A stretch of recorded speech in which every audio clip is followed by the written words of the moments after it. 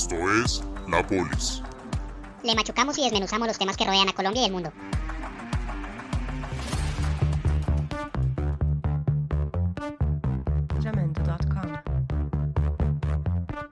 Hola, ¿qué tal? Soy Nicolás Clavijo. Bienvenidos a este nuevo espacio de periodismo y opinión. Yo y mi compañero Daniel Celis le machucamos y desmenuzamos los hechos que rodean a Colombia y el mundo.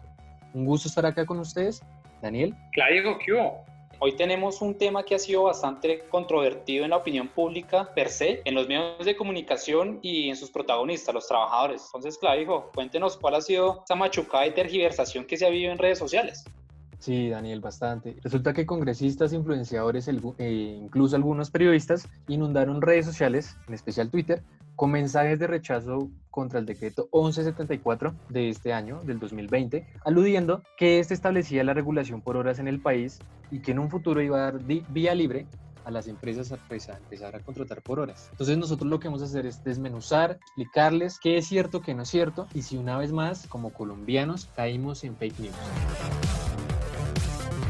Bueno, Clavijo, comencemos a desmenuzar esto. Lo primero que hay que tener en cuenta es que este decreto es denominado piso de protección social. ¿Qué quiere decir esto? Puede sonar obvio, desafortunadamente no lo es, pero en Colombia la población productiva activa debería tener acceso a protección social. ¿Qué incluye hoy en día esto? Acceso a salud, beneficios económicos que normalmente son periódicos, riesgos profesionales y pensión, ya sea para un régimen de prima media o un régimen de ahorro individual. Y pues claro, de entrada, este decreto es muy bonito porque busca que la población económica activa que devenga menos de un salario mínimo entre a la formalidad. Y pues bueno, esto es importante tenerlo en cuenta a corto plazo. ¿Por qué? Para resumir esta carreta, según cifras del DANE, Colombia tiene 22 millones de trabajadores activos, de los cuales 9 cotizan salud y pensión. Estos no entran al primer piso de protección social, hay que tenerlo en cuenta, pero usted se preguntará qué pasa con los otros 13 millones. Y el 75% están en el campo colombiano y el 25%, según el DANE, los que usted ve en la calle, los chaceros, los coteros,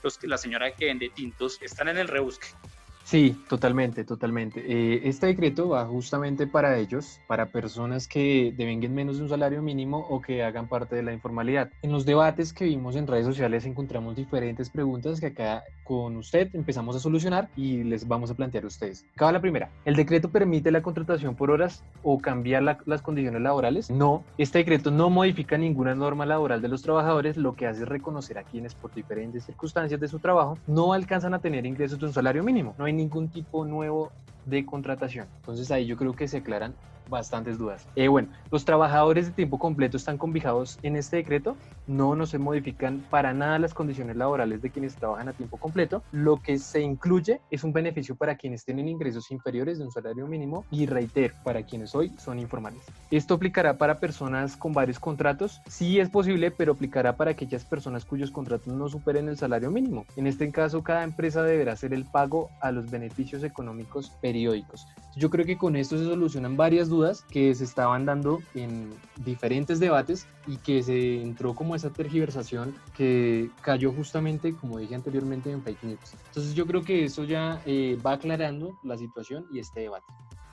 Pues ahora ya reconociendo lo más importante de la teoría, hablemos del por qué se habla tanto de la denominada contratación por horas. Y pues en parte es importante tener en cuenta la diferencia de un ahorro voluntario, que básicamente es, si usted gana una platica menos de un salario mínimo, claro está, y es importante tenerlo en cuenta, y quiere empezar a cotizar un poquito de pensión, el Estado le dice, listo, usted mensualmente nos consigna una platica, y es como si usted tuviera una cuenta de ahorros, literalmente. Usted consigna mensualmente esta plata, más o menos en un trabajador que devenga menos de un salario mínimo vienen siendo aproximadamente 61.000 pesos, y bueno, sin embargo, el gobierno y el decreto no es claro en los porcentajes, dice que el 1% irán para riesgos profesionales, pero no es claro ni para salud, ni para pensión cuánto irá. Hay que tener en cuenta que la opinión pública, los sindicatos y los trabajadores se han ido totalmente en contra del gobierno, pero claro, hay que tener en cuenta que este decreto fue aprobado en 2019 por el Congreso de la República en el artículo 193 del Plan Nacional de Desarrollo. El gobierno lo único que hizo fue reglamentar este decreto en septiembre de este año, pero pues la problemática mediática marcada con la vinculación que involucra a los empleadores es evidente, ¿no, Clavijo? Sí, o sea, usted me está diciendo que entre cuerdas nos están metiendo en una reforma laboral, ¿sí? Yo no estoy diciendo nada, pero es Colombia, puede pasar cualquier cosa.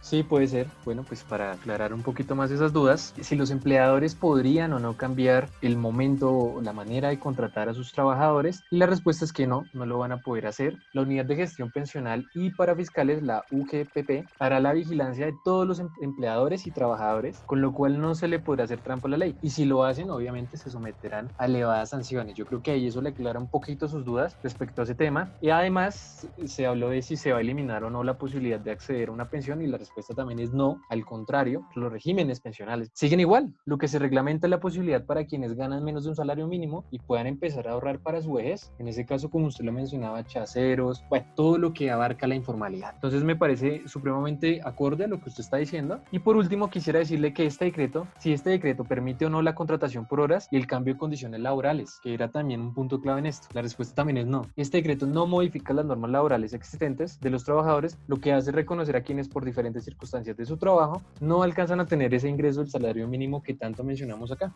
Hay que tener en cuenta algo importante, y es que mucha gente vive en la burbuja de las grandes ciudades, pero vayámonos con la desinformalidad del agro, y la realidad es que una persona, allá bien trabajan por jornales, les sirve mucho navegar por horas y tener acceso aunque sea a un poco de pensión, porque pues sabemos que el régimen pensional en Colombia solo se pensionan 2 de cada 10 personas. Entonces, pues, de ahí a que se haga realidad, no sabemos.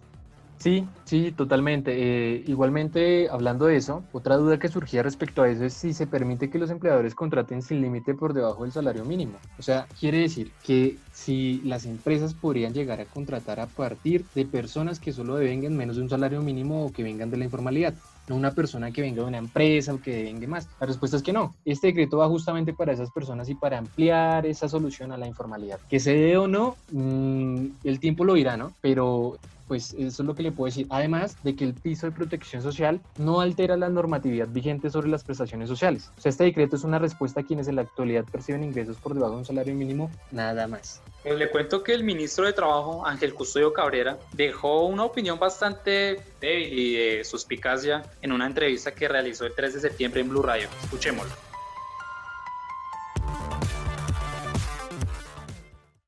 Sí, pero a los trabajadores nuevos los podrían contratar a través de este mecanismo, ministro.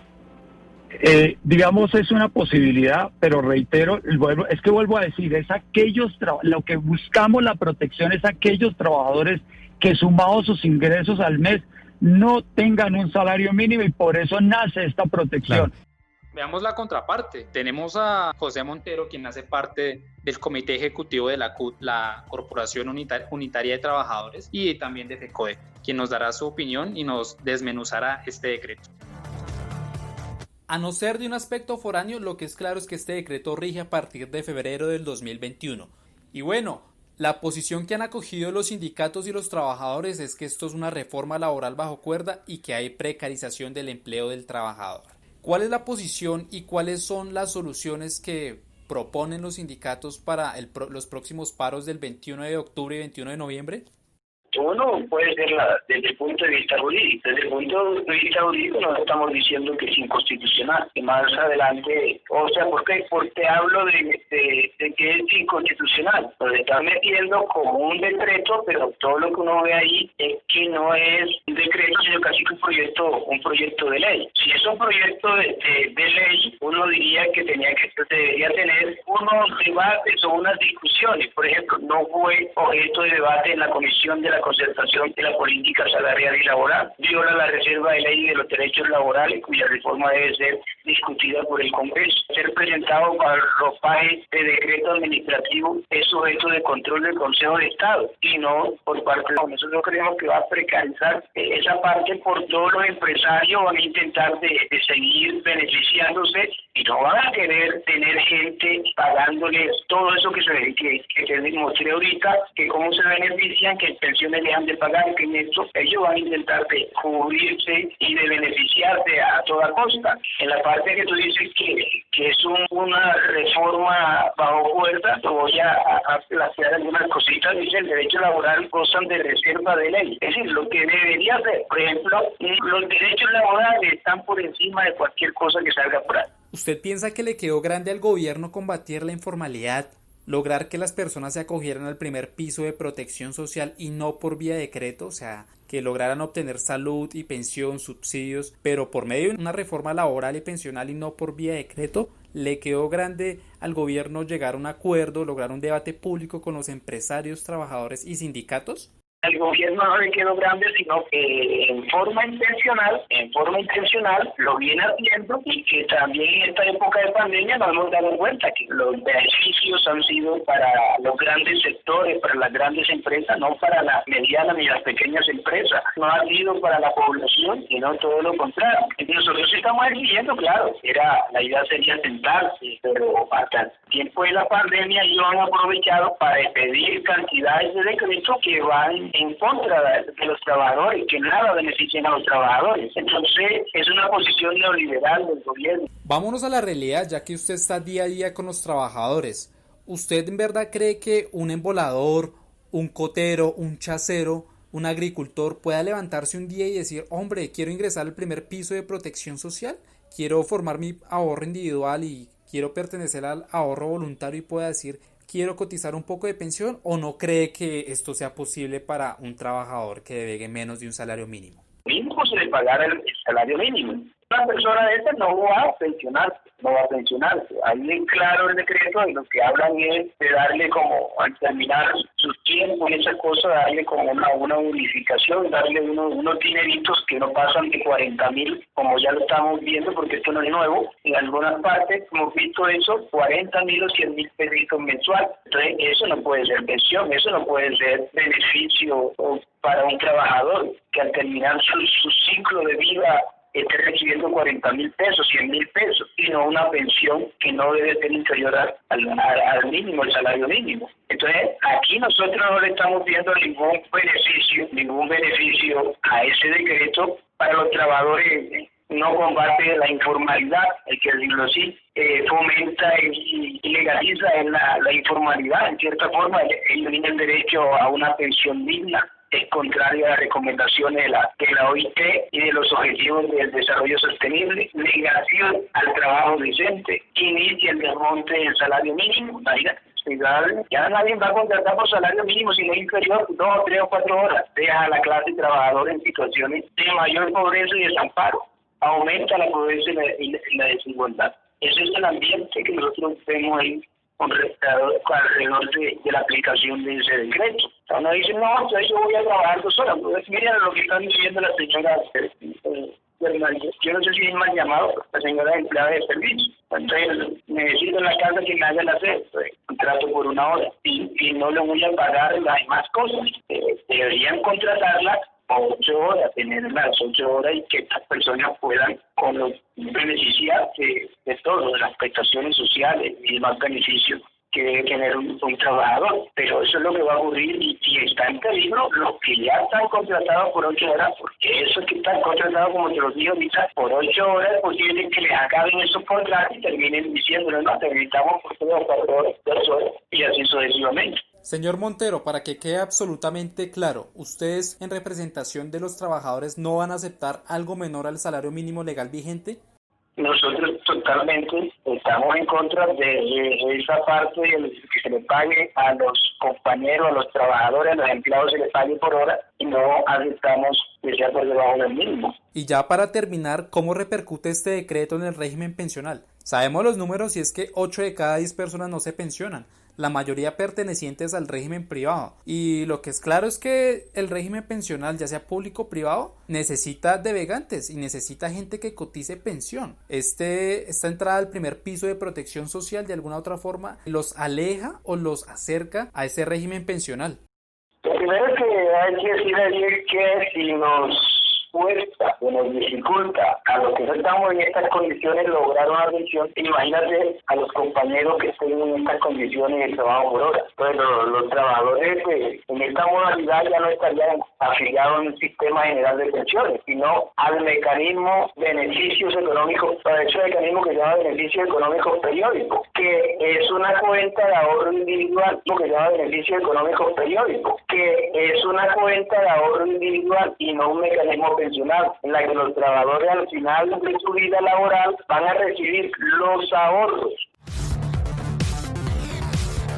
En las próximas semanas se rumora la salida de Alberto Carrasquilla, actual ministro de Hacienda, y la posesión de Luis Alberto Rodríguez, más conocido en el bajo mundo de la política como El Pollo, actual director de Planeación Nacional. Y se espera que haya una reforma tributaria y pensional, lo que le queda al gobierno Duque, y puede que en el intento de reencauchar el empleo y combatir la informalidad, puede que haya una buena intención, pero pues es Colombia y puede pasar cualquier cosa. Es probable que se viva la precarización del empleo, como también esperamos que se cumpla la normativa a largo plazo.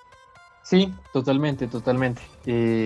Cabe aclarar que esta reforma hace parte de el plan de desarrollo que va del 2018 al 2022 del actual gobierno del presidente Duque. Pues este gobierno ha dejado mucho que desear y muchos vacíos, ¿no? Entonces, pues esperemos que este no sea uno de esos vacíos y que se logre concretar las cosas, porque la verdad es que el país necesita esto y si somos el 51% de informalidad, hay que solucionarlo de alguna manera. A ustedes muchas gracias por escuchar, esperamos que les haya gustado, compártanlo con sus amigos y nos veremos en una próxima oportunidad. Esto es La Polis. Le machucamos y desmenuzamos los temas que rodean a Colombia y el mundo.